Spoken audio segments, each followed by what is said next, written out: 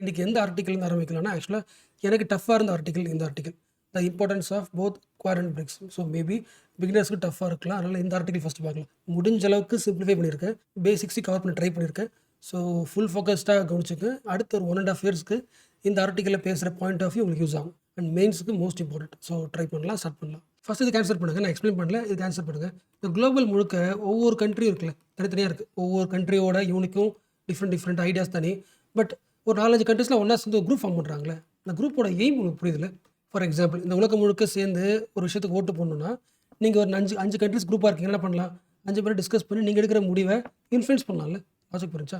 எப்படி நம்ம கிளாஸ் ரூமில் ஒரு குரூப் இருக்கும்போது நமக்கு எம்பவராக ஃபீல் ஆகுதோ, சேம் லைக் தட் இன்டர்நேஷ்னல் லெவலில் நீங்கள் தனியாக எவ்வளோ டெவலப் ஆனாலும் அது விஷயம் கிடையாது. ஈவன் சைனா வந்து ஒரு டாப் லெவல், என்னது ஃபார் யூஎஸ்ஏ அகென்ஸ்டாக ஒரு தனி இண்டிவிஜுவல் கண்ட்ரி இருந்தாலும் சைனா என்ன பண்ணணும்னா தன்னோட விஷயத்தை உலகத்துக்கு சொல்கிறதுக்கு ஒரு குரூப் ஃபார்ம் பண்ணும். அட்லீஸ்ட் ஒரு 5 கண்ட்ரியா 10 கண்ட்ரியா எக்ஸ்பெக்ட் பண்ணிட்டு இருக்கும். ஸோ நாம் சொல்கிறத சப்போர்ட் பண்ணுறது ஒரு குரூப் இருக்கணும்ல. ஸோ குரூப் வந்து மோஸ்ட் இம்பார்ட்டன்ட். அந்த குரூப்புக்கு வந்து ஃபார்மல் பேர் தான் என்ன சொல்லுவோம்னா ஆர்கனைசேஷன் சொல்லுவோம். ஸோ பேசிக் எய்ம் புரிச்சுல. அப்போ என்ன பாயிண்ட்னா, நீங்கள் இன்டர்நேஷனல் லெவலில் ஒரு ஆர்டிகல் படிக்கிறீங்க, இல்லை இன்டர்நேஷனல் பாலிடிக்ஸ் தெரிஞ்சுக்கணும்னா என்னென்ன குரூப்ஸ் இருக்குன்னு பார்க்கணும். யாரெல்லாம் குரூப்பாக இருக்காங்க, ஒரு குரூப்போட எய்ம் என்ன பார்க்கணும். ஸோ இன்றைக்கி பார்க்க ஒரு ஆர்டிகல் இருக்குல்ல, அது வந்து சில குரூப்ஸ் பற்றி பேசுது. இந்தியா எந்த குரூப்பில் இருக்குது, எந்த குரூப்பில் இருக்குது நல்லது இந்தியாவுக்கு, இப்போ எப்படி இருக்குன்ட்டு எல்லாத்தையும் பேசுறது. ஸோ குளோபல் முழுக்க இருக்கிற 2 முக்கியமான குரூப்பை மட்டும் எடுத்துக்கிட்டு அதில் இந்தியா என்ன பண்ணுன்ற அனலைஸ் பண்ணுற முக்கிய ஆர்டிகல் அது. ஸ்டார்ட் பண்ணலாம். ஸோ ஓரளவுக்கு இப்போ குரூப்போட அந்த மெயின் பர்பஸ் புரிஞ்சு போச்சுல. இப்போ அப்படியே சிம்பிளாக இருக்குங்களேன், நம்ம கிளாஸ் ரூம் வரலாம். நம்ம ஸ்கூலில் காலேஜில் நம்ம கிளாஸ் ரூமில் நிறைய குரூப் இருக்கும்ல, நிறைய குரூப்ஸ் இருக்கும். யார் இதில் கெத்து? எந்த பையனோ இல்லை எந்த கேர்ளோ யார் வந்து எல்லா குரூப்லேயும் மெம்பராக இருக்காங்களோ வந்து கெத்து. சில பேர் வந்து சில குரூப் தான் இருப்பாங்க, சில பேர் அந்த குரூப்பில் பேச மாட்டாங்க. பட் ஒருத்தன் வந்து எல்லா குரூப்லேயுமே இருக்கிற மாதிரி இருக்கானா அவன் தானே கெத்து. எஸ். அப்போது இதே சிச்சுவேஷனை தான் இந்தியா ஹேண்டில் பண்ணுதுன்றது அந்த ஆர்டிக்கல். இப்போ இந்த வார்த்தைக்கு இன்னும் கொஞ்சம் மீனிங் புரியுதா? லாஸ்ட் கிளாஸில் பார்த்தோம்ல, ஸ்ட்ராட்டஜிக்கல் ஆட்டோனமி. இந்த கான்செப்டை இப்போ லிங்க் பண்ணி பாருங்களேன். ஒருத்தன் எல்லா குரூப்லேயும் இருக்கான், ஒருத்தன் வந்து ஒரே குரூப் தான் இருக்கான். இதில் யாரோட முடிவு? ஆட்டோனமி. இவன் தான் இல்லை, இவன் நினச்சா என்ன பண்ணுறான், இந்த குரூப்புக்கு அடங்கலை, நான் இதுலேயும் போவேன், இதுலேயும் ஜாயின் பண்ணுவேன், இதுலேயும் ஜாயின் பண்ண சொல்லிட்டு கேட்டா இதே மாதிரி தான் யார் இருக்கா? இந்தியா இருக்கா. அப்போ இது யாருக்கு பாசிட்டிவ்? இந்தியாவுக்கு பாசிட்டிவ்ல. எஸ். அவனுக்கு என்ன தோணுது, இந்த குரூப்பு முக்கியம் கிடையாது, அவனுக்கு அவன் தான் முக்கியம். ஸ்ட்ராட்டஜிக்கலாக அவனோட முடிவு தான் முக்கியம். ஆட்டோனமி. அவன் கண்ட்ரிக்கு எது தேவையோ அதை முடிவு பண்ணுவான். அவன் நினச்சா இந்த குரூப்லையும் ஜாயின் பண்ணலாம், இந்த குரூப் ஜாயின் பண்ணலாம். இந்த மாதிரி தான் இந்தியா குளோபல் லெவலில் தன்னோட பாலிடிக்ஸை எக்ஸ்பிளைன் பண்ணியிருக்கு. அதை பற்றி பேசுகிற பாயிண்ட் ஆஃப் வியூ தான் அந்த ஆர்டிகல். அதுக்கு ஒரு ப்ரூஃபாக என்ன பண்ணுறாங்கன்னா 2 கொடுத்துருக்காங்க. 2 குரூப். ஒன்று வந்து குவாட். இது எல்லாருக்குமே தெரியும், நான் உடனே சொல்கிறேன். குவாட்ன்றது குரூப்பு, எக்ஸ்பிளைன் அப்புறம் பண்ணிக்கலாம். இன்னொன்று வந்து பிரிக்ஸ். ஓகேவா?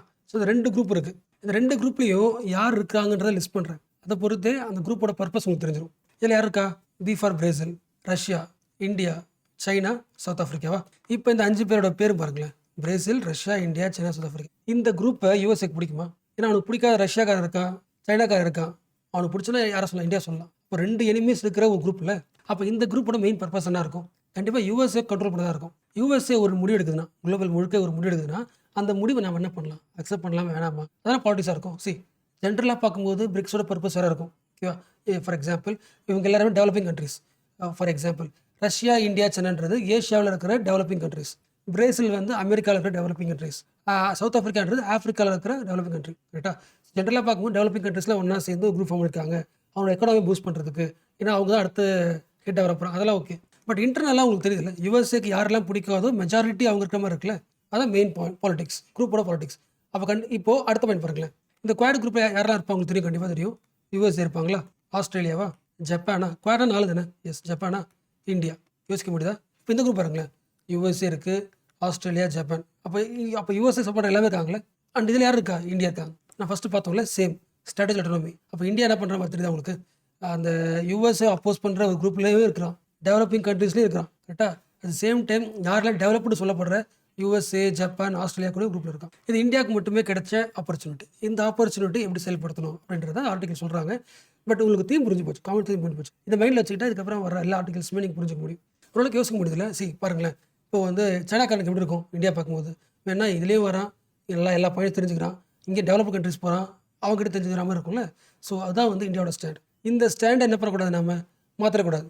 ஃபார் எக்ஸாம்பிள், வந்து நமக்கு சைனா வந்து பிடிக்க மாட்டேங்குது. இப்போது சைனா கூட போகாமல் இப்போ நமக்கு யூஎஸ் சப்போர்ட் பண்ணுறது, இந்த குரூப்லேயே அதிகமாக ஒர்க் அவுட் பண்ணணும் அப்படின்னு போயிடக்கூடாது. அது போயிட்டா நம்மளோட பாலிசி டைவர்ட் ஆக வாய்ப்பு இருக்குது அப்படின்னு பேசுகிற ஆர்டிகல் தான் அது. ஆல்மோஸ்ட் காமன் தீம் பிடிச்சாச்சு. பட் அகைன் நான் ஃபஸ்ட்டு தான் நான் வந்து எக்ஸ்பிளைன் பண்ணுறேன். எவ்வளோ தான் குரூப்லாம் ஃபார்ம் பண்ணாலும், நம்மளோட வாய்ஸை குளோபல் லெவலில் பேசினாலும், ஒரு கண்ட்ரியோட மெயின் பர்பஸ் என்ன இருக்கும்? எதுக்காக இவ்வளோ குரூப்லாம் ஃபார்ம் பண்ணும்? தன்னோட கண்ட்ரி டெவலப் பண்ணுறதால. டெவலப்னா அர்த்தம் எக்கனாமிக் தானே. உலகத்தோட எக்கனாமி மோஸ்ட்லி எப்படி ரன் ஆகும்? வானத்தின் வழியாவா இல்லை கடல் வழியாவா? கடல் தானே.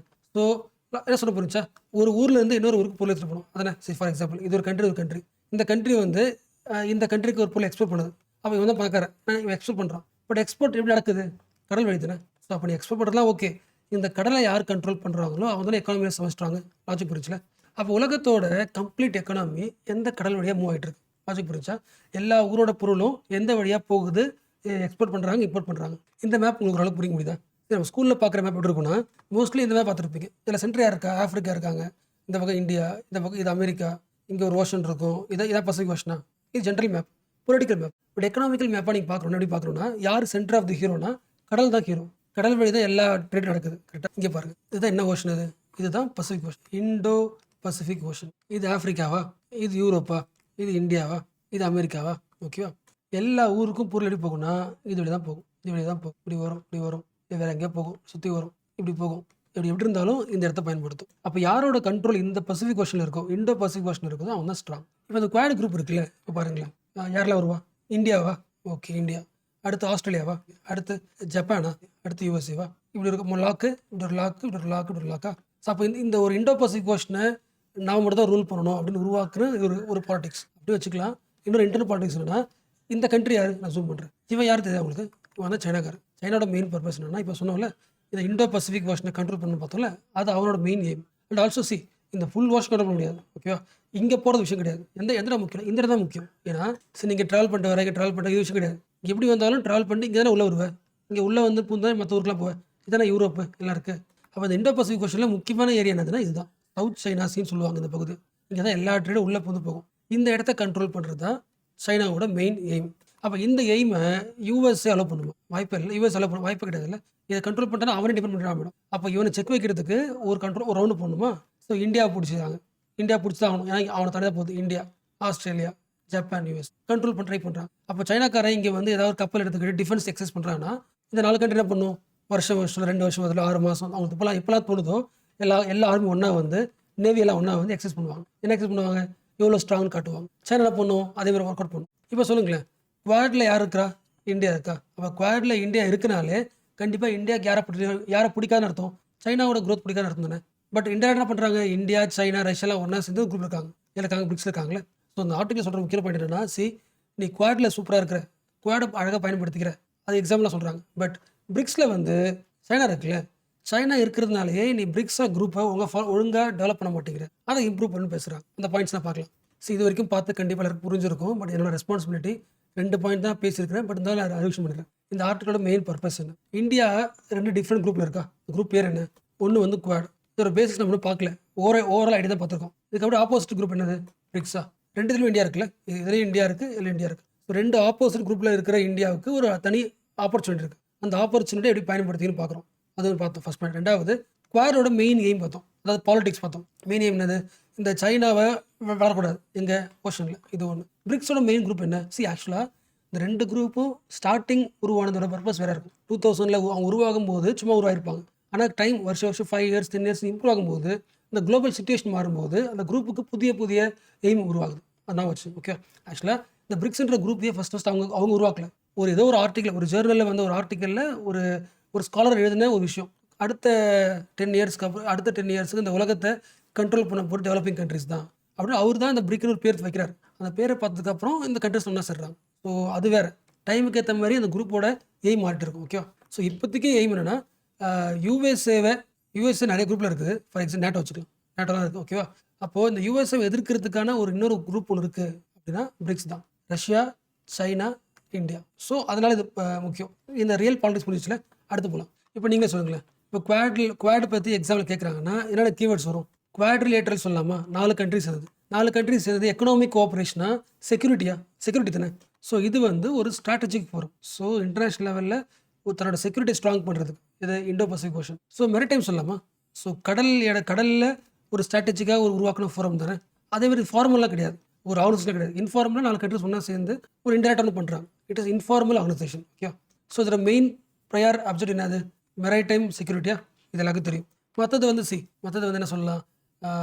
கிளைமேட் சேஞ்சை வந்து சரி பண்ணணும், கோவிட்-19க்கு அப்புறம் எக்கானமி ஸ்ட்ராங் பண்ணணும். இந்த மாதிரி நிறைய பாயிண்ட்ஸ் போட்டிருப்பாங்க. எல்லா குரூப்லையும் நிறைய பாயிண்ட்ஸ் போட்டிருப்பாங்க. அது ஒரு கீ ப்ரையாரிட்டி ஒன்று இருக்கும். ஃபர்ஸ்ட் பாயிண்ட் அதுதான் மோஸ்ட் இம்பார்ட்டன்ட். அதானே குவாரண்டைன் மெயின் பர்பஸ் என்னது? கடலில் அந்த ஸ்ட்ராங் பண்ணுறது தானே.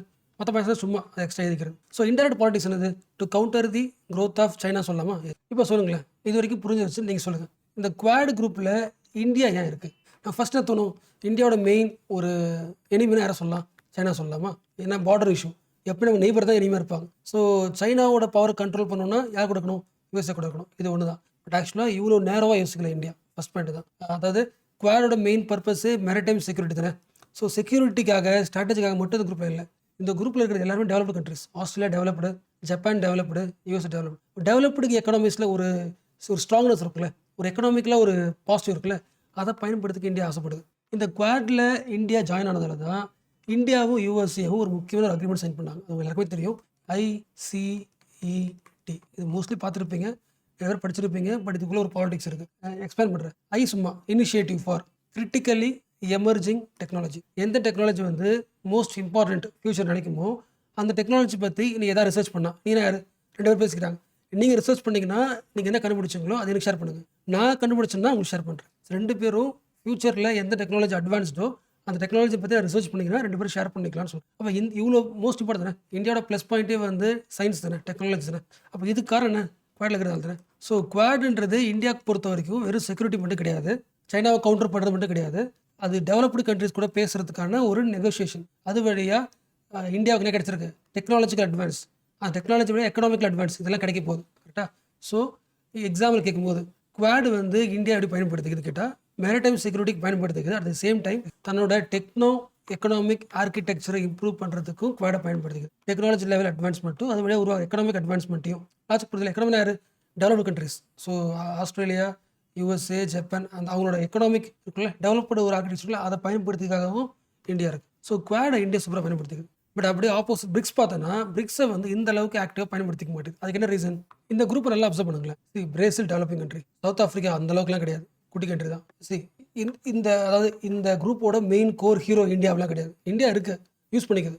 அப்போ இதில் ஹீரோ யாரும் சொல்லலாம்? ரஷ்யா, சைனாவா? சைனா தான் சொல்லணும்ல. இப்போ சைனா தானே வந்து அந்த இண்டோ பசிபிக் கொஷன்லாம் ஸ்ட்ராங்காக காசப்படுது. ஸோ இன்டர்நெட்டாக பார்த்தோன்னா சைனா உருவாக்கின குரூப். ஓகேவா? ஸோ இந்த குரூப் எவ்வளோ ஸ்ட்ராங் ஆகுதோ அந்த அளவுக்கு யாருக்கு வீக் ஆகிடுவாங்க? இந்தியா வீக் ஆகிடுவாங்க. என்ன சொல்லிட்டு புரிஞ்சா? இந்த குரூப் வந்து மல்டிலேட்ரல் குரூப். அப்படின்னா 5 பேர் இருக்காங்களா, ஃபியூச்சரில் 5 இருக்காது, 5, 10, 15 அப்படின்னு எக்ஸ்பேண்ட் ஆகிட்டே இருக்கும். ஃபார் எக்ஸாம்பிள் இன்னும் எக்ஸ்ட்ரா ஒரு 5 கண்ட்ரி ஜாயின் பண்ணுறாங்கன்னா அந்த 5 கண்ட்ரி யார் சொல்கிறது கேட்கும்? சைனா சொல்கிறது தான் கேட்கும். ஏன்னா அந்த குரூப்போட ஆரிஜினே யார்?